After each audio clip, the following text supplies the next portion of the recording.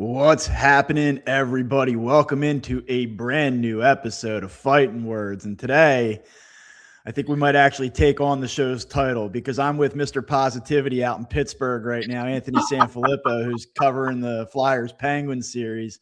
And I am here in South Jersey, and I was at the Phillies Braves finale last night. And boy, what a clunker that was, and what a clunker of a weekend it was, and what a clunker of a homestand it was. And the Phillies are 8-13 this morning. They can't catch the baseball, they can't throw the baseball, and they sure as hell can't hit the baseball. And it's starting to get dark a little bit early here, Anthony, and you're going to need to be the sunshine and rainbows guy today because I'm about to light this team on fire. I guess I've picked a good week to not pay attention to the Phillies, right? You probably can come in with a more level view of this, having not covered them this week and then being away this weekend. I mean, I know that you're obviously in tune with what's going on, but it's ugly right now. And you really go back as long as we've done this show, they've had their moments where things have looked shaky. You know, they were 7 games under when they fired Joe Girardi back in 2022. We've dealt with this team in 18 and 19 and 20 when they were a massive disappointment, 21 as well. But in terms of the recent iteration of this show, we've never seen anything quite like this. And we've seen bad stretches in terms of win-loss, but we've never seen baseball with this group and what we expect to be a floor of competence. We've never seen anything like this. This team is terrible right now. Terrible. Yeah, and you know, that's the thing that I think stands out to me, Bob, more than anything else, is, you know, the one thing about the Phillies is that in the past they would have a bad week or, you know, bad stretch, but they were always able to kind of get through it, right? They were always able to handle that quote unquote adversity in the moment. They've not had this before, and I just wonder if they have the wherewithal to endure this, because you heard Schwarber last night say, we're not used to this. Oh, no kidding. Like, who's used to losing 13 of 21? Who's used to being the worst team in baseball as far as run differential is concerned? Like, nobody is. And I know we can sit there and go, well, it wasn't that long ago when the Phillies were this bad. And yeah, I get it. You know, there was that time in the mid 20 teens where the team just flat out sucked and nobody cared. I get it. But those teams you looked at those rosters and you knew they were bad. You look at the Phillies roster and you say, what the hell's going on? Like, that's the difference between the two. And, you know, sometimes when you're really good players and you get your ass handed to you a little bit, it takes a minute to understand, because you're not used to failing like this. And you have to and I think you get the sense that there's probably some doubt, and they're not going to publicly say this, but I think that there's got to be some doubt that, hey, is this just a bad stretch, or are there deeper issues that might be a little bit more long-term here that we're going to have to figure out and may not be able to figure out or may not be able to overcome? I mean, you just look at the numbers right now, and we did this exercise to an extent on Friday, so I don't want to be repetitive in it, but as it stands this morning, they've scored 3.57 runs per game. They're one of 9 teams in baseball that are failing to average at least 4 runs per game right now. They're scoring. They're 26th in the sport. They have a 4.84 ERA, which is 28th overall. And then their defensive run saved, credit to them, they're now the 3rd worst in baseball. The Twins and Marlins have leapfrogged them in terms of their defensive incompetence. So they have that going for them. But when you look at their inability really to do anything, not just well, but even at league average, it's not a surprise that they have the worst run differential in the sport right now. And it's not a surprise that there's got to be a little bit of panic. And I got to tell you, I saw it Saturday night. And like I said, I was down there last night, and there was no juice in that stadium. And you could try to attribute that to the weather last night. And, you know, it was cold and it was windy early on, and there was some drizzle. Just wasn't a good day. But, like, you could just feel it. Like, when Harris homered to make it 2-1, I think everyone in the stadium that was paying attention collectively felt like they're probably not going to win this game. It was just so typical to see them come out, score the 2 quick runs. They get Harper on, nobody out, first inning, and they don't score again. I mean, they didn't have a hit all weekend with runners in scoring position. They hardly had that many plate appearances with runners in scoring position. There's just a real before there was an annoyance with this team when it didn't meet the moment and it didn't meet the expectation. But now I feel like that in real time, we're starting to see a shift where people feel like we might be in for a long summer here. And I don't want to get too far ahead, and I don't want to be overly reactionary. I think you still need a few more weeks to get to the point where you say this might be a lost summer. But I don't know how you ingest the first 21 games of the season and not at least allow for the possibility of it. No, I think that's the best way of putting it, Bob, is exactly what you just said. Like that, the possibility now exists that it could be a long summer. You do have to give some benefit of the doubt because it is April, and most baseball teams wait till Memorial Day to kind of make the determination of what their season's going to look like. But you're right. Like this is glaring. This is, it's not like they're, running into some like repeated bad luck. Like it's not like you sit there and go like, oh man, great defense against them. They robbed a home run, or you know what though? Like, and I actually did want to say this today, and I only want to say it for a few seconds because the Phillies' failures this season are entirely on the Phillies. Whether it's ownership failing to go above and beyond in terms of spend, whether it's a lack of creativity from the front office, whether it's a lack of player accountability, whether it's a lack of juice coming from the dugout, from the manager, whatever it is, right? However you want to shake it out, there also has been an element or slice of poor luck mixed into this, both just in terms of the eye test and what some of the numbers bear out. Like last night, you seen that fifth inning, like, of course there's an infield single mixed in. Like, why wouldn't there be? Schwarber comes up in the ninth inning, strokes a ball down the right field corner. Acuna makes a great running catch. Like, there have been in short doses and small doses elements of bad luck. Like, they've gotten dinked and dunked to death at points. It feels like they give up at least one infield single per night. Like, there is an element of bad luck. And I know we talked a little bit about it on Friday, but like, I will just say this is in terms of the pitching, right? Like, and I don't want to make excuses for them because I think that I think anybody that listens to the remainder of this show will not feel like I made excuses for them, but I will just say this in fairness. When you look at that ERA, again, 4.84, opponents are hitting 272 against them this season. It's the highest opponent's batting average in baseball right now. But again, a 353 batting average on balls in play. That leads Houston, the second most unlucky team in terms of that metric, by 31 percentage points. This team's expected ERA per StatCast right now is 3.44. That would be third best in the sport. So they have the third worst ERA, but by certain metrics, it should be the third best. Like, there is variance, and there should be a regression to the mean here where things start to shake out for them a little bit on the pitching front. But even if it does, I just don't know. Like I said it almost kiddingly a week ago or 10 days ago, that this offense feels like stand around and wait for Kyle Schwarber or Bryce Harper to do something. And if they don't, we're probably screwed. Well, you fast forward 10 days and like that really is the essence of the Phillies offense. That is what they are offensively right now. Yeah. And look, you just gave more positivity than I thought I was going to get from you today, in all honesty.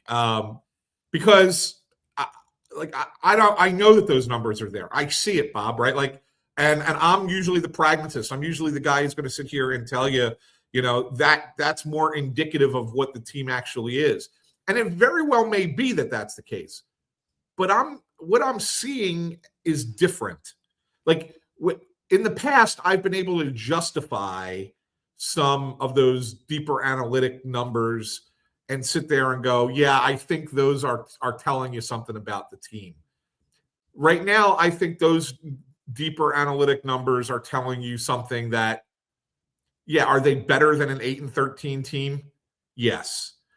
But there are enough problems there that you sit there and go, but they're not the complete converse of it, right? It's not like they should be 13-8. It's not like they should be better than that, right? They have probably played to the point where you sit there and go, is this a 500 team? Like, this is a 500 team right now.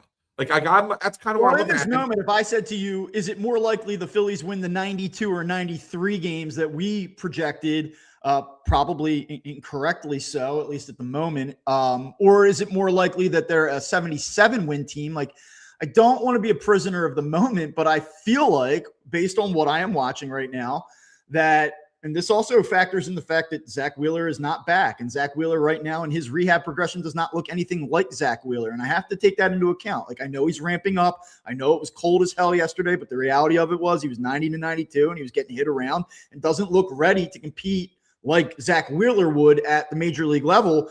And I just look at the totality of everything that we've consumed thus far, and I feel like that it probably is more likely that they're a 77 win team than they are a 92 or 93 win team. I don't want to get ahead of myself. I don't want to get all emotional here, but like, there's just not a lot that you can latch onto in this moment. If I have to answer that question at this moment, Bob, I still think they're closer to what we thought they were than to being a 77 win team. Still, even with this. But I don't think that they're going to get to where we thought they were going to get to, right? Like, right. That's where I'm at with this. Like, I look at this as I said, this is a team that is probably at the end of the season going to have somewhere in the mid 80s in wins, and they're going to be fighting for a wild card spot. That's kind of where I'm at today, right, on April the 20th, which is a far cry from where I was 3.5 weeks ago when I picked the team to win the division for the third straight year and have 93 victories, right? So I've taken that step back with the team. I'm not ready to go full bore that they're sub 500 and it's going to all blow up. Like, I'm not there. Yeah. But I'm also not all wine and roses either. Like, there's some major issues here that they didn't rectify in the offseason, and they're killing them right now. Well, what kind of gets me is, like, you look at the fifth inning of last night, and I think that it's representative of where this team has failed all year. You get out there, and it's Harris starts things with a single. Acuna rips a ball to left field for a single. In fact, I mean, he hit that ball so hard that had it been elevated at all, it probably would have gone through the left field scoreboard. But then you go to Mesa, like Painter comes out. And by the way, Painter last night, like, okay, like I'd like to see him start getting a little deeper into games here with some consistency. I thought he was like functional last night, but was not great. But so two on, nobody out. They go to Mesa. What's he do? Immediately comes in, walk to Drake Baldwin. Then you get the ground out to second base. Kind of looks like they have a shot off the bat to turn it into a double play. They were slow in the middle. I don't know. I'm not going to kill them for that, whatever. But then it's the Austin Riley swinging bunt single. But where that inning, to me, it almost gets overlooked because the offense is so bad. But like Ozzie Albies doubles to left field, and he hits the ball hard. It was 98 off the bat. And in real time at the stadium, I thought that it was going to beat Marsh no matter what. Marsh took a terrible route to the ball. He got twisted and turned twice. And then I went back and I watched it last night when I got home again. And like, to me, that's a ball that a good left fielder with a good jump probably should have gotten to. It had a 300 expected batting average. It was smoked, but it was probably a playable baseball. Like, they don't make the plays when it's time to make the plays, and they haven't done it all year. And then you fast forward to the bottom half of the inning, and you get the double from Schwarber with Turner on first base. And to me, I'm like, well, he's clearly going to score on this. Like, and I get that you have Acuna out in right field who has a cannon, but like, I expect one of, if not the fastest player in the sport to be able to get home on that ball. So you give up an extra run in the top half. You don't score the run in the bottom half. It's just like, it's the little things like that. And they have these macro level, high level problems up and down the lineup. And I want to talk about it in more detail, but they don't execute the little things either in addition to that. And they can't just homer their way past their deficiencies anymore. And so these things that they don't do, you know, at the more minuscule level are starting to really show up and kill them. And by the way, this is in a spot where they had gone 2-6 in the previous 8 games of the homestand and desperately needed a win. Bear down, focus, make the friggin' play, and they still couldn't do it. Yeah, I mean, look, you got to witness it firsthand, right? Like, I was following along on the app because I was not. I'm out in Pittsburgh, right? So I wasn't able to really watch the game. And I don't know. And Bob, like, you can answer this question for me because you were there. You know, you mentioned Painter, and you said that he was functional, he was okay. He gives up the 2 runners, first base runners, and then they pull him. I guess he was at 87 pitches. Did he look done at that point to you? I thought coming through the heart of the lineup, the 2 balls prior. I mean, Harris and Acuna they both smoked the ball. I think that they were like, all right, here we go. We're going through the heart of the order again. Let's get a lefty on Baldwin, try to prevent this from turning into a thing. Meza, who had struggled against the Cubs in the middle of last week, has been otherwise good. I think that they felt like that was an opportunity to get him on Baldwin, Olsen, and maybe get them out of that thing. I don't hate that. And so too often, I think too often the Phillies manage with a lack of urgency. I felt that they knew in that moment, here's the game. And, you're going to Tim Meza. Okay. No, because the one thing I wish that they would do is and this sounds like this was the appropriate call, so I'm not going to criticize them. But the one thing I do wish they would do is they would let Andrew Painter get out of a mess every once in a while. Yeah. Like, you let the first two guys on, okay, get out of this inning, before you pull them out, because they have pulled him a little bit early. So, Now, I mean, look, I do want to kind of get into I sit here this morning and I think that this is really about the offense. I think that is certainly the biggest issue. And I just want to give you this real quick. I mean, we know that Turner's been somewhat underwhelming, but he's been okay, I guess. Kyle Schwarber certainly carrying his weight from the power perspective, 936 OPS. Bryce Harper's been good. Let's talk about what the Phillies are getting beyond those top three hitters right now. Phillies cleanup hitters this year are hitting 190 with a 281 on base percentage and a 304 slug. Phillies 5 hitters this season are hitting 213 with a 273 on base percentage and a 263 slug. It's a 535 OPS from your 5 spot. The 6th spot, 205, 267 on base percentage, 295 slug.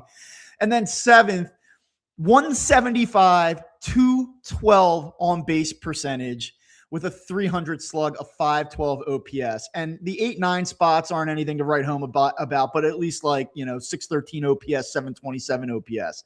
The Phillies are getting absolutely nothing from their 4, 5, 6, and 7 spots. I mean, they're basically getting Garrett Stubbs level production from their 4 through 7 spots right now. It's like sending Garrett Stubbs up 4 times in a row in the middle of your order. That's what the Phillies have gotten through 21 games right now. Yeah, it's not good. How do you fix that? That's the thing. Like, you can sit here, like someone was saying, Mike Gill tweeted last night that Adolis Garcia is killing the Phillies, hitting 200, and he's leaving a ton of runners on base, and he stinks, and I agree.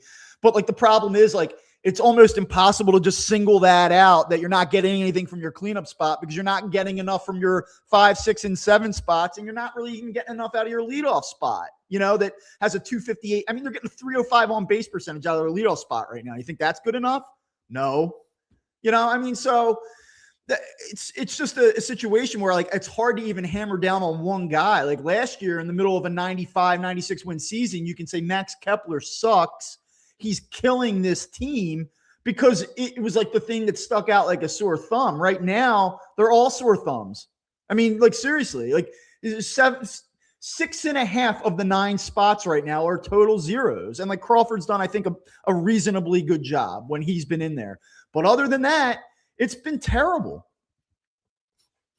Yes. I don't know. I don't know what to add to this, Bob, because where do you push back on that? But how do you fix Alec Boehm, who can't do anything? How do you fix Bryson Stott, who hasn't done anything? How do you fix right field, who's been largely underwhelming? How do you fix all of these things at the same time? I mean, I don't even know where you begin. And I think that you have to start allowing for the possibility that these things might not get fixed. I know that we were sitting here on April 19th last year, and Alec Boehm had a 177 batting average with a 415 OPS.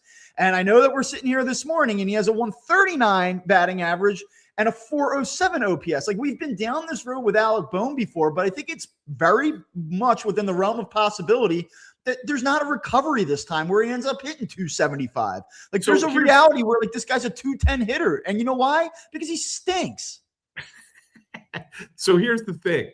So you're right. I mean, I don't think you're going to get the full-on recovery. You don't usually have this many guys this bad at once on a good team, right? The numbers you're talking about are the numbers that are usually what you would find on a really bad team that's going to be bad all year long.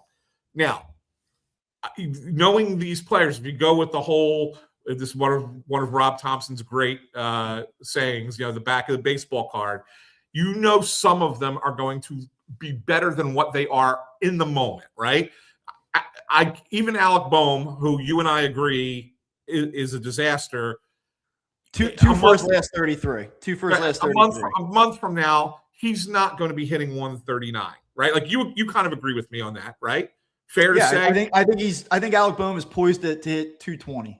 Okay, and that's the point, and that's what I'm trying, and that's why I think that you're right, and I think that's where the issue is here, is that these guys have been bad in the past for stretches of period of time, and they work their way out of it, and they recover to have a somewhat decent season at the end of the year. I'm not sure that they all can recover all at once and get to that, while they recover, get to that plateau that where you sit there and say, okay, that's an acceptable number for the end of the year, right? Or that's a passable number. Like, I don't think that this is, I think you look at these guys and you're like, this ain't going to be good. Like, it's going to be better than this, but it's not going to be good enough. It's just not. Yeah, I mean, look, and I'm going to zero in. We can go through it one by one, but like, I'm on Boehm right now. I'll stay there for a second. He does not have an extra base hit since April 6th, the first game of the Giants series. I mean, here we are. We're going down this road again. 80 plate appearances this season. He has 2 extra base hits. One was the 3-run homer on opening day, and the other was a double 2 weeks ago. I just don't. Even if he recovers, even if he hits 260, like, it's the same. I actually wish we were having that conversation where I said, well, he's hitting 270, but he can't drive the ball. He's not good enough defensively to overcome the lack of power. I wish we were having that conversation rather than, hey, is this guy going to crack 200 before June? Like, that's kind of the conversation we're having right now. I don't want to do this anymore with this guy, but they don't have any alternatives. And like, here's the other thing. I know that you weren't as dialed in this past week, but like, we've talked about it. When's it time to kind of give Edmundo Sosa the lead on this? And we all know, historically speaking, the more that he plays, the more exposed that he gets, and the quality of the bats tend to deteriorate.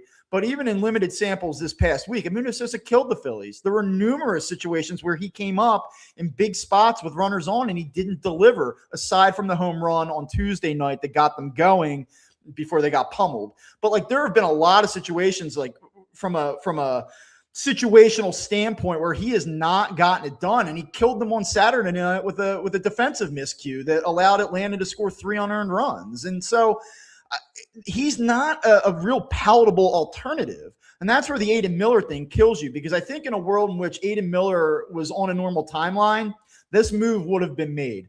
Yep, there you go. The Aiden Miller injury is a massive killer. It is, because I think that when you look at the level of play from Bryson Stott and Alec Boehm, I would tend to imagine at this point we are nearing a space in which the Phillies simply part ways with Alec Boehm, where they would just say, you know what? It's not working here. It's a mess. See you later. And here comes Aiden Miller. But they can't do it right now because they have nowhere to turn to. Yeah, and well, unless you make a trade, right? Like, I mean, that's the only thing you could do at this point. It's similar to the when do you fire a manager discussion that we had on Friday. I mean, what trade of consequence are you making on April 20th to save your season? And you're not making a trade of consequence, but what you can do is you can make a trade. So everybody's looking for the shakeup move, right? Yeah. What's the shakeup move? And ultimately, it might end up being the manager who's going to end up getting the blame for this, for something that's not his real. Well, you saw Ken Rosenthal today, right? Did you catch that?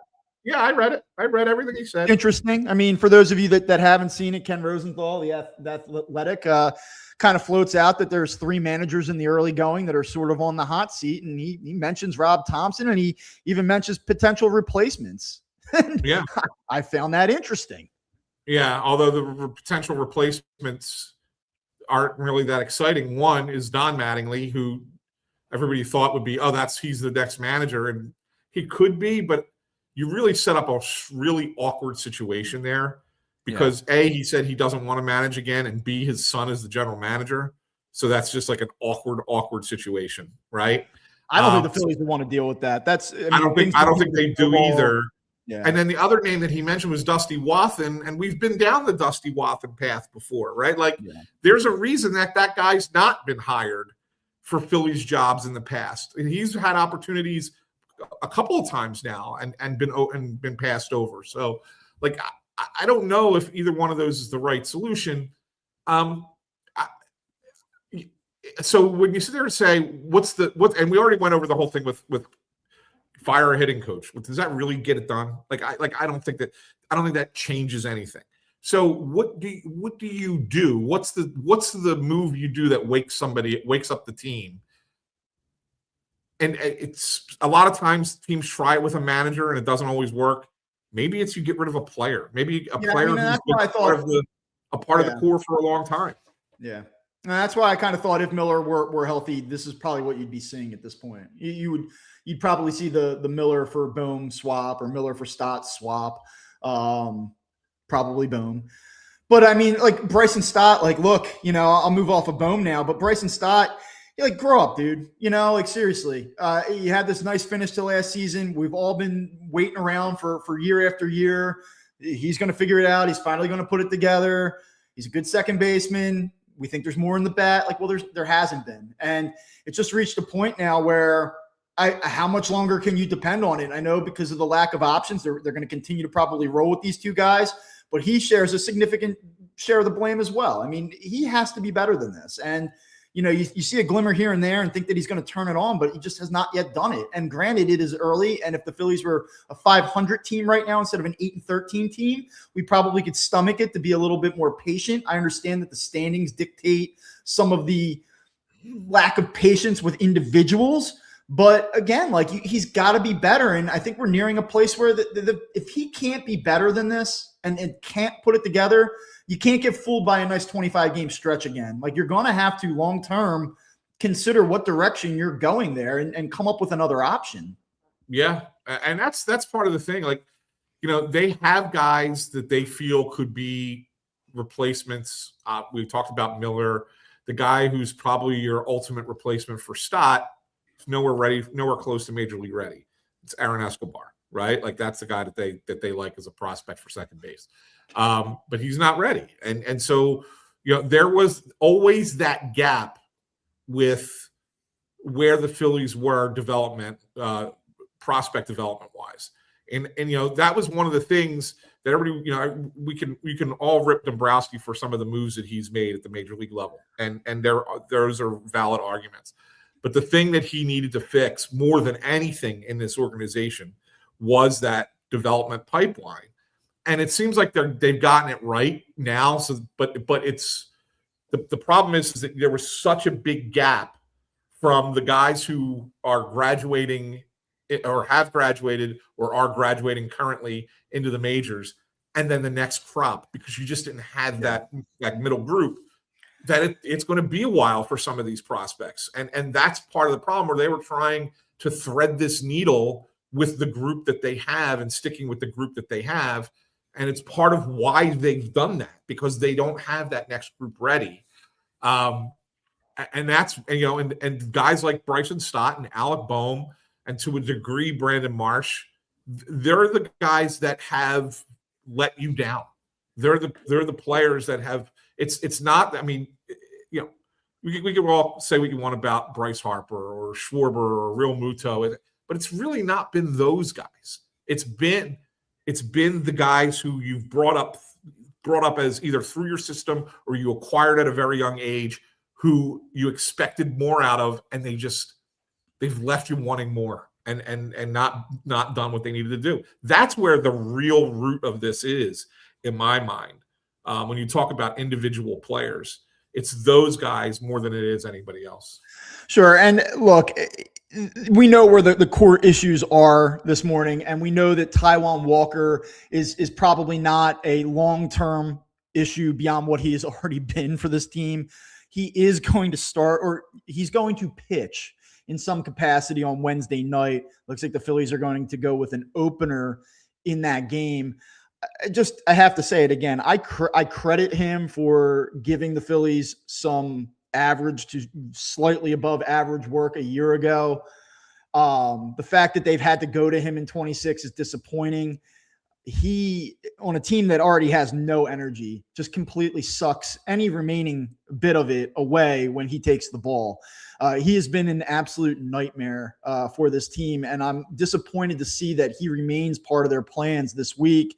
And what's a really important series in Chicago. And unfortunately, you don't want to hyperbolize things here on April 20th, but the Phillies have dug themselves a nice little hole here. And they're lucky that the Marlins and Nationals aren't very good either, but they are already 6.5 games behind the Braves, and they have to go out to Wrigley now and play a Cubs team that is on a heater, in part because the Phillies fell apart against them last week and then swept what is just a comically bad Mets team right now. But the Cubs have some momentum. And then they have to go back out to Atlanta next weekend. And like Christopher Sanchez throws Thursday for the Phillies against the Cubs. So Phillies' best opportunity to win a baseball game isn't even going up against the Braves.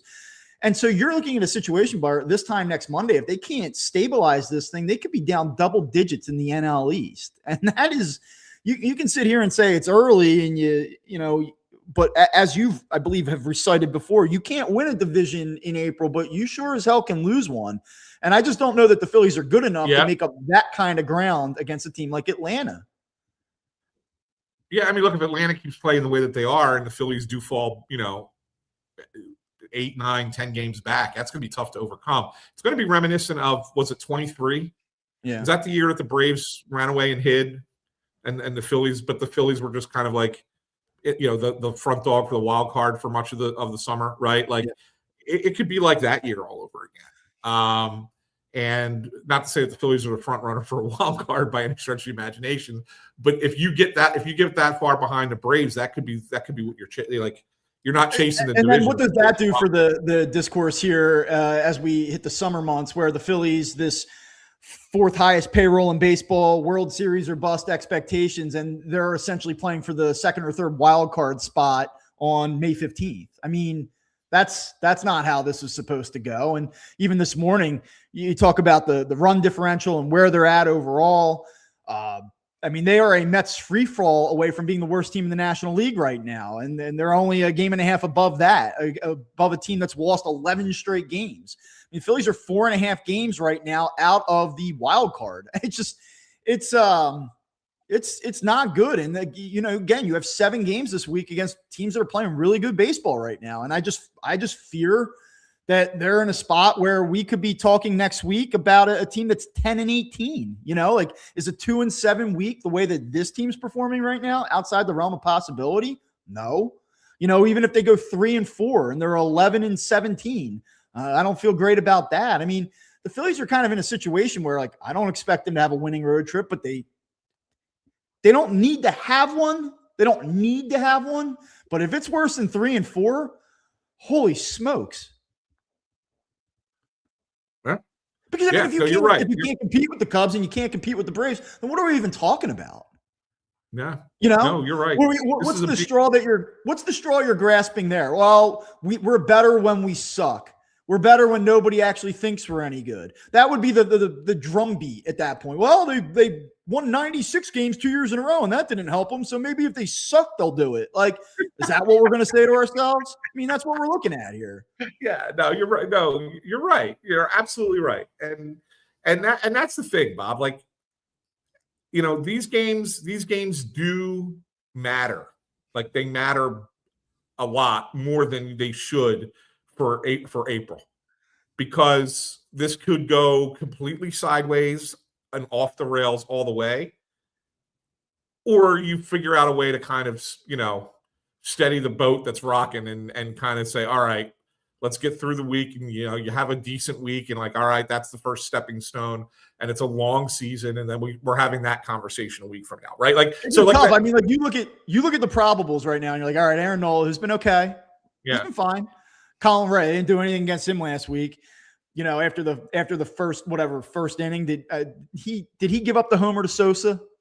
Yes, I think he did. And then after that, it was lights out. Luzardo, who's given up 31 hits a start right now against Imanaga, who has generated more whiffs last week than any pitcher in baseball against any team this season.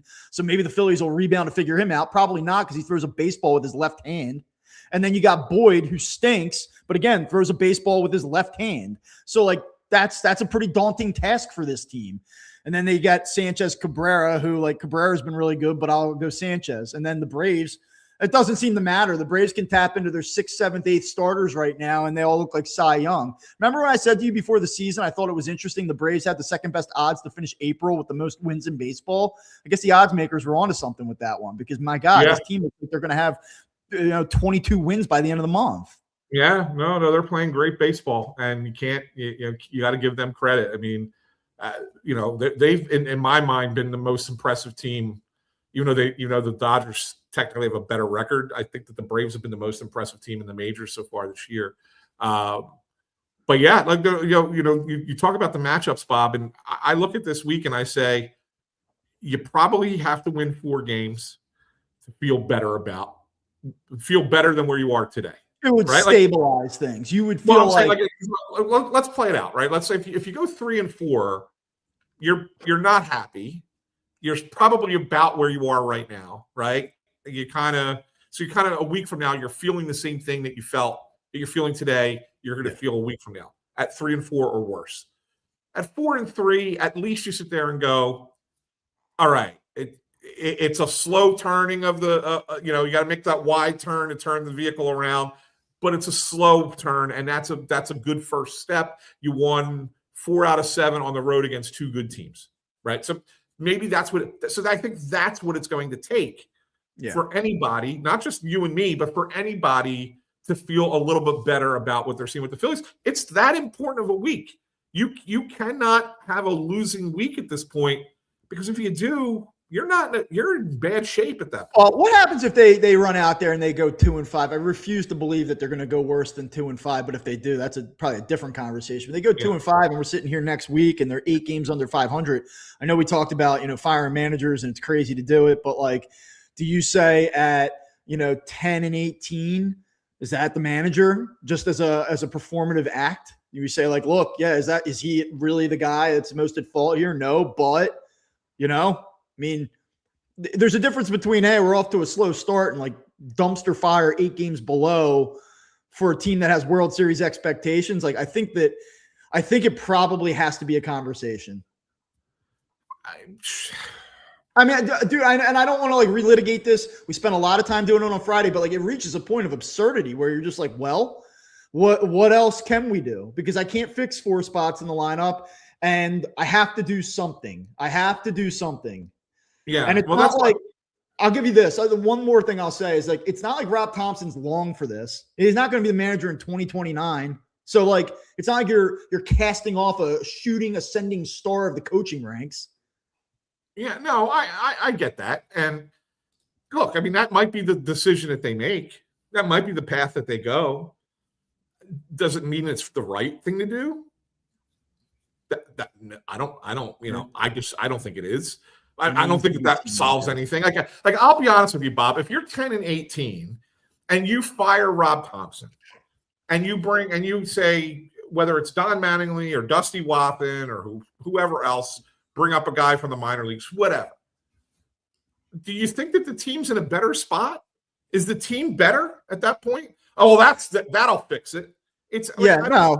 I mean, look, I understand the crux of your point. I think a lot of guys lose their jobs that don't deserve to over time, and it's just the nature of sports. And when you see 7 different leaks, you can't really find a way to patch 6 of them. Sometimes you just do what's I'll use the business cliche, but the low hanging fruit, right? Like you just grab what you can, and maybe that's what they do. And I think if I were Rob Thompson, and I would look at this week and say, like, there's a decent chance that if this thing really goes off the rails this week, that I might be the guy that has to pay for this. And I'm sure he's thinking it. But this is what why I come at it from a different perspective. And I say, you want to really impact that locker room, that clubhouse. You change something in the clubhouse. Who's a coach that's been fired in this city mid-season that you felt like that guy absolutely should be fired? That like it is their fault to a degree, and if they change this position, there will be a tangible benefit to it. Well, I thought Girardi, that made a lot of sense. He didn't, from what I've learned over the time, being, you were covering the team at the time. I wasn't. And from what I've learned over time, it seemed that he wasn't well liked. He didn't particularly like the job that he was in. And so that was a bad combination. When the players don't particularly like the manager and the manager doesn't particularly like his job, well, then that's somebody who probably should not be in that job, right? Do you think that there comes a point this week where and I don't know if it was asked or not because I was not in the room, but do you think like a player almost needs to stand up and say like, it's us, it's not him. Rob can win. Rob is the guy. Like, does he need that? And are you almost surprised like that hasn't occurred? Like I know they like him.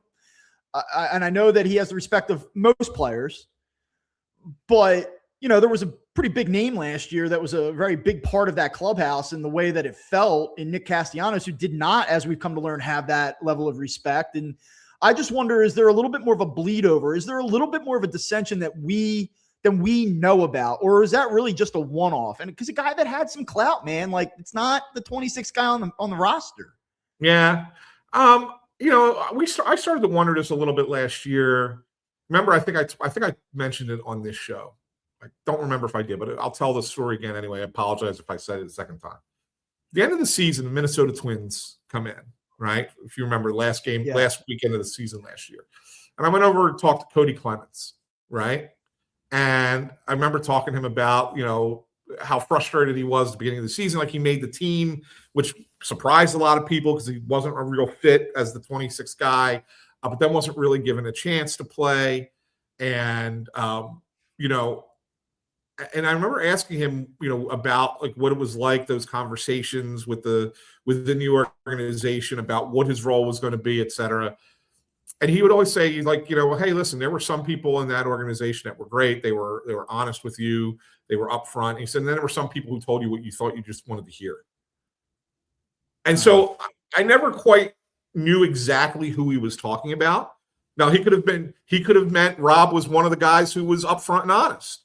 Or he could have meant Rob was one of the guys who just told you what you thought he wanted you to hear. Right? So like you hear that, and you're like, okay, so it's not as, hunky-dory as maybe they try to make it out to be. Yeah. But I don't know. Like, I don't get the sense that there's guys in there who don't like Rob. Like currently, like the guys who've been there for a long time, I get the sense that they all pretty much like their manager. So I don't look at it the same way. Well, then anybody that's listening to this that kind of wants action, wants the blood here, you could make the point, or they could make the point. That's great that they like them. Like little kids like their binkies too. And there comes a point where you got to take it away. And, whether that be Kevin Long, who they have all his respect for, like it's sometimes, is there something to be said for? And I think this is more of a philosophical question than specific to this Phillies team, because I don't think there's any way to know, but sometimes is there a situation where you hurt them, you take the guy they like, you take the thing that they're comfortable with and say like, wake up. And does that rattle the cage a little bit? And that's a traditional thing that sports teams do, right? Like they don't have the management above the executives for a sports team try to cover their own mistakes by making a manager or a head coach a scapegoat, right? Like that's happened forever. And they've done it. Teams do it to try and jumpstart their players and say, look, we can't get rid of all you. We had to get rid of this guy. So now it's on you. Like they kind of put it, but let's be honest, it's always on them. It's always on the players. It's just kind of a messaging thing that they're trying to do. And look, fans would probably love it if the Phillies did that. But what I'm telling you is there's a difference between what happened in 2022 and what this team is experiencing right now. What happened in 2022 was a talented group of people who were being led by a guy who didn't want to do the job, right? And they had a bad relationship.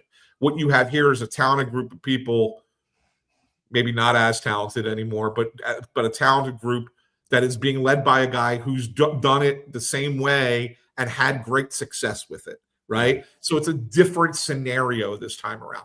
And yes, the fans will get their blood and whatever, and that's fine. That's fine. But what I'm telling you is your result is not going to be what it was in 22. You're not going to suddenly figure it out and be like, I'm going to do this differently. I'm going to work a different way. I'm going to swing the bat harder, or I'm going to be more focused at the plate. That's not going. Yeah, and that's what you have to ask yourself. I mean, when you make a coaching change in the NFL, whether it's a coordinator, whether it's a head coach, you're talking about scheme, play calling, play design. Yeah. And I think there is a level of, hey, we're playing with our hair on fire. There's like a little bit, I think that there's more of a direct correlation in terms of staff shakeup to player execution performance and effort. I don't know that you get it as much in baseball. And to your point, like you look at the Phillies and their inability to hit left-handed pitching this season, like does changing the manager, whether it's Rob Thompson or it's Dusty Wathan or it's Don Mattingly or it's the ghost of 2001 fire and brimstone Larry Boa, right? Like, does that all of a sudden make Phillies right-handed hitters hit better than 165 against left-handed pitching? And like the Phillies, for all this talk about their inability to hit lefties, like the lefties this season are hitting 198 with a 593 OPS against lefties. The righties are worse. They're hitting 165 with a 523 OPS. Like, does a new manager change that? Because that's the core issue right now on this team. Yeah. And I just don't know. Does it doesn't. Kevin Long or does that's the thing, Bob. It does not change it. And that's why, if people want to say that this is me being an apologist for the manager, go right ahead and say it. But what I'm telling you is that the situation, what you have here, is not about the team being managed wrong. The team is not producing. This is on players. It's on them to fix it. And if they can't fix it, then they're not going to succeed. And then you look above the manager, right? Like it'd be different if I'm sitting here saying, like, man, this team would have won 5 games if the manager would have done this. Like if he didn't make this change at this time, or if he would have put this pinch hitter in instead, or it's like those things are not why the Phillies are 8-13. The Phillies are 8-13 because of everything that you've pointed out on this show. Statistically, like they are not hitting. Right? They are playing poor defense. They're not getting the excellent pitching that they normally get. Like the pitching's a slight step behind where it should be. Like that's all the reasons why they're 8-13, not because the manager put together a bad lineup or made a bad pitching change. This is not on the manager.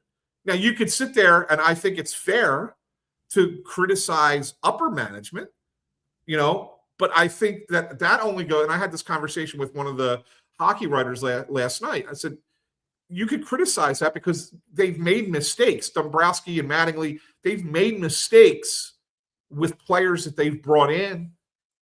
But at the same time, their hands were tied. And I've said this on this show before, and it's hard to criticize ownership because they spend as much as they spend. But if you really wanted to fix the issues you have, you would have had to spend more. Yeah. Right? Like they're eating $20 million to get rid of Nick Castellanos. They're probably going to eat some money to get rid of Taijuan Walker when the time comes. Like, I don't think he finishes the season with the Phillies. I agree. But like there are things that like that, and you sit there and go, okay, but now in order to rectify these problems, you have to spend even more. And I think that they've reached a limit that they don't want to spend beyond. And so, like, you can't fix the problems you have if you don't have the young players to come into place and you're unwilling to spend. So now you're trying to find Dombrowski and his team are trying to find fixes on the margins by dumpster diving, and they've been unsuccessful. I wonder what it means long term. I sort of shook off your site on Pattison, and Tim Kelly's been like fixated on all the ads that are in the stadium, and I'm like, dude, who cares? That's my reaction to that, right? Like, right. It's a commercialization, like capitalize, do what you got to do. I don't care about the 1941 analog clock. I don't care. Just play good baseball. But I will say, down there last night, the amount of advertisements in that stadium it is staggering, right? Yeah. Like it is absolutely overwhelming. Now, if I were an owner, I would do the same thing. I would take every inch of that stadium and try to monetize it. I just would, because I'm an owner and part of my job is to make money. The reason why I bring this up, though, is that there's this assumption that the Phillies are dedicated financially to winning. And you saw, obviously, the sale of the San Diego Padres last week that went for almost $4 billion. And the amount of money that the Mets will spend and continue to spend, and I know the Mets stink, but they're going to continue to spend that money, and the amount of money that the Dodgers and that the Yankees spend. And I just wonder if the Phillies are going to slide out of that elite tier of spend, and if the delta between the top 2-3 spenders and then that 4-5-6 group is going to continue to widen. And I mentioned the advertisements because I feel like there's a lot of them, and I feel like that they weren't committed to going all in on terms of spend in order to clean up some of the issues that you're talking about and what they would have had to do. And I directionally wonder what that will look like in 3, 4, 5, 6, 7 years.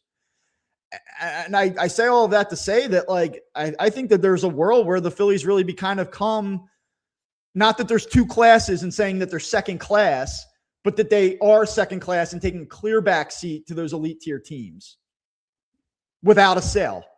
Without a sale where they go to the free market and someone says, like, yeah, we'll pay $4.5 billion for you because we can. Well, it's funny, Bob, because this kind of gets to toward my one last thing. And I guess, we're 50 minutes in to the show. I guess we can kind of transition this into there, because my question was, with the Padres selling for $3.9 billion, right? Does that change the way people view the valuation of baseball teams? Like, all we've been hearing, right? We got the big labor war coming next year. And the whole thing that we've been hearing is that, these owners, they just can't keep up, and the valuation of these teams is dropping like a stone, and then the Padres sell for $3.9 billion. Yeah. Like, are we being gaslit? Yeah. To a private equity billionaire. Right. I know, but that's what I'm saying. Like, are we being gaslit a little bit here? Like, one of the things, my son, who's come on the show a few times, has been saying for a long time that, and we were talking about the whole ads thing that went down there, and he said the Phillies don't need that ad money to pay the players. He says that. He says, yeah, they need ad money, sure, and of course you're going to go chase that ad money, right? We all would do that, like anybody would do that in the same boat. But he says, but they don't need them. They don't need the ad money to pay these players. They have the money to pay the players, right? Without it. So really, what are we looking at here? Are we looking at a sport that is basically lying to us? Like, that these overlords of baseball have been lying to us for as long as they have, that it's not nearly as bad as they make it out to be. I mean, I don't know. But do owners, what degree are owners borrowing against their future valuations in order to satisfy the moment? Like, that's a little bit admittedly beyond my scope of knowledge in terms of the economics of baseball. Like, it's one thing to say, like, you're worth $4 billion now, but if you don't, it's not liquid, so, like, sure, how are you cutting that check in the short term? Yeah, no, I get it, right? I mean, there's all that. There's a lot of paper trail that needs to be followed for these things. For we're talking about a $3.9 billion sale. But it is $3.9 billion for the San Diego Padres. Yeah, right. We're not talking about a major market franchise here. Yeah. We're not talking the Phillies. We're not talking the Yankees or the Mets or the Dodgers. Like, this is the Cubs. Like, we are talking the Padres, who, to be fair, have an awesome stadium. It's a great market in the sense that it's beautiful. They have great weather year round. Like, they get good crowds. They're the only team in town really out in San Diego. Like, there is valuation to them that's a little bit more than you would say for maybe like the Milwaukee. Pirates. Right, or the Brewers, right? Like, sure, like, but they're not, and they're general manager is crazy and he goes nuts and spends like a drunk, like he's, like he's on a binge, drunk gambling or whatever. But the point is that even with all that, it's still the San Diego Padres at $4 billion. Yeah. So what do you do if you're like, what's the situation if do the Phillies need all that? Like, and if they are, if you're saying, if John Middleton's coming out and saying we need all of this to pay for players, okay, fine. Then why didn't you go beyond the $308 million threshold that you set this past offseason? Like, why didn't you? Well, I mean, when you just have multiple things going wrong, like, I don't want to go too far down this road, but like you're paying $38 million to total zero of a starting pitcher who's killed you all year and will probably kill you again this week, and a right fielder now plays for the Padres. Like that's $38 million. That's a lot of money. That's real money. That's it's just lit on fire. So on one hand, you feel bad for Middleton in that he's gone the extra mile and done the Turner. He's done the Castellanos deal. He did the Walker deal. He spent, but the spend has been so poor that you want to kind of slant towards the front office. But I do think that he kind of catches a little bit of I think he gets a little bit of a free pass in the way that the power ranking the Phillies blame game, right? Like Middleton is not usually ever brought up as the one or the first or second reason, but I think that he probably should assume a little bit more of the blame than he's given by most. And I think that is fair.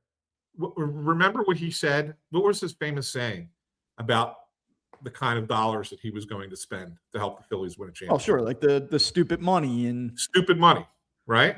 That's still not as good to me. I know that's the one that kind of gets thrown around all the time. I liked when he said, "I'm not a potted plant." That was my all-time like Mount Rushmore. I love it.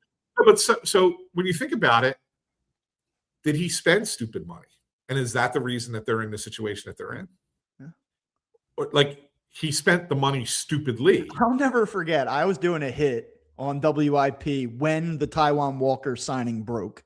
The host, I believe it was Tom Kelly. I'm not totally sure, but he was like, breaking news. The Phillies have signed Taijuan Walker. What's your reaction? And I remember distinctly being like, well, he can give you innings, I guess. Like it was not like a real-time ringing endorsement. It felt dumb at the time, and now it feels absurd. Well, it felt dumb. The reason it felt super dumb at the time was because they passed up on bringing back Zach Eflin to sign Taijuan Walker. Right? Also. But when you think about it, when you look at the two of them compared, I mean, Eflin's had can't stay healthy. Like he can't stay healthy, and that was why they didn't sign him, because they knew that, right? Yeah. But this is my point. Like I think that this could have been resolved if Middleton and the rest of it's not just him. Obviously, there's a bunch of silent investors in the ownership group, and Middleton's just the front man for them. And they brought in Middleman as well, who's his money's involved in there now. But if they all give the blessing to Dombrowski to sit there and go, push it to 350 instead of 308. Is the offseason different, Bob? Yeah, probably. That's what I'm saying. Like, by limiting the president and the general manager for what they can do, they didn't get the right players. 2 years in a row, they didn't get the right players.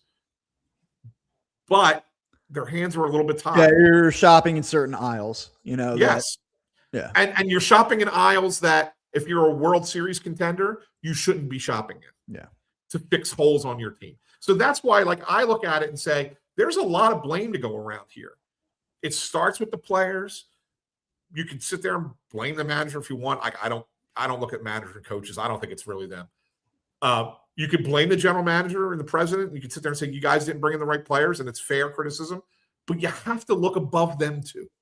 You do. You just have to look above them too. It starts at the top. Real quick, I know that we're kind of short on time. I don't know if we kind of already did one last thing. Yeah, I was going to bring up the Padres sale. Okay. And ask if that. I mean, I guess the secondary question off that, Bob, is does that help the players going into into the labor negotiations? It doesn't hurt them. I mean, there's no Right? question I think it about does too. You start talking about like, hey, that's what the valuation is. Like that's what was executed. I think that kind of gives you a peek into the economics, and then you keep hearing about war chests. Yeah. Going into this, it's not going to be good. Here you go. Now, as a Phillies fan, you got to sit on this you're going to sit on a 72 win season and you're going to have to do it for 2 years. Yeah, exactly. Real quick, the only thing that we didn't get to, and like, look, the Phillies have 44 different problems right now. And so like backup catcher's never been a big problem. Like when people used to always blame Garrett Stubbs for the Phillies shortcomings, like I'm not going to sit here and tell you that Rafael Marchand right now is like the biggest problem on earth. But does Rafael Marchand stink? Like he's hitting 037. Everyone always says he needs more at bats. Like I don't necessarily agree with that. He's a 222 career hitter now with 243 at bats. There's just like not a lot of upside here offensively. And I keep hearing about like, I'm not advocating for the return of Garrett Stubbs, who by the way is hitting right now in AAA and hitting very well, but I'm not advocating for like a Stubbs Marchand swap or anything like that. But like, he's always kind of been framed as this like intriguing prospecty type of player. And like to me, he's not. Like he's just a guy. Yeah. He's no different than 95% of backup catchers in baseball. But like, dude, I'm in the short term, like I know it's 27 at bats, but like I'm going to need more than 071. Yeah. Like you can't have 071. Yeah, I agree. It's not been good. And now he's going to play again tonight because JT needs another day with his back, right? So yeah, that's another thing. So I agree. And look, maybe you can, he's been off to such a bad start that you could DFA him and get him through waivers and nobody claims him. I don't know. But the question then really becomes, Bob, if someone does claim him and then you bring up Stubbs. Then what do? You have nothing. Yeah. You have no third catcher. Yeah. You have no third catcher. So that's probably why they don't do anything about it. They probably why they leave it as is. So I just wanted to say hello to our good friend Russ Joy, who's been spamming the comments. Mr. Baseball. I like that you haven't given in plain. Well, I decided to put this one up, and it's the one I put up because he's on a plane to Denver right now. He says Wi-Fi is a mess, but will admit that Dombrowski. And by the way, he's written I think 5 different comments with the words Dombrowski this way, like he thinks it's creative. Didn't have a great off season. Not saying the season over, but this is my favorite part of his comment. But this team is brutal to watch. Yeah. I'm just curious if the last 2 nights he watched the Phillies, the Flyers, WrestleMania. I'm just curious of Russ's rankings, where the Phillies fit in to his view. The team is theoretically brutal to watch, in theory, not in practice. Yeah. The idea. I'm just curious. The Phillies are an idea to Russ. Yeah. To what he thought, what he's saying that his interpretation of being brutal to watch has been. You're bearing the lead of that comment, which is that you're only going to be able to hear this show exclusively on YouTube until about 7:30 p.m. tonight because the plain Wi-Fi is a mess is code for I'm not posting your show to Spotify. Yeah, that will be the show will be very late. You know what he needs to do? He's given video guy Amadeo access to the StreamYard to help us set up our streams and stuff. He needs to give video guy Amadeo access to post the pod as well. Not that I want to give Amadeo more work to do, but he's far more reliable than Russ is on this stuff. So anyway, with that said, Flyers in 5. No, I still think it's a long series. Flyers in 6. I said 7 at the beginning. I mean, I'm not going to change my prediction after one game. They could win it in 6, but I do think the Flyers win this series. I think they played really, really, really well. Do we have a Penguins win tonight? If I have to, I'm probably picking the Penguins tonight. Probably, just because I don't think that the Flyers are that dominant of a team against Pittsburgh. But we'll see. We'll see what happens. All right, very good. Anyway, thanks everyone for tuning in. Don't forget you can subscribe to Fighting Words on Apple Podcasts, Spotify, Amazon Music, Pandora, wherever you get your podcast. Best place, though, especially since you're going to have to wait for Russ to post this onto the podcast feed, is to get us right here on YouTube. Click the thumbs up, ring the bell. Never miss an episode. Always know when Bob and I go live for Fighting Words. And if you are listening in the podcast feed, which will probably be like Thursday at this point, you can find us on YouTube at youtube.com/Fighting Words. For Bob Wankel, I'm Anthony Sanfilippo saying thanks for tuning in, everyone. Enjoy the Phillies road trip this week in Chicago, and we will talk to you again on Friday.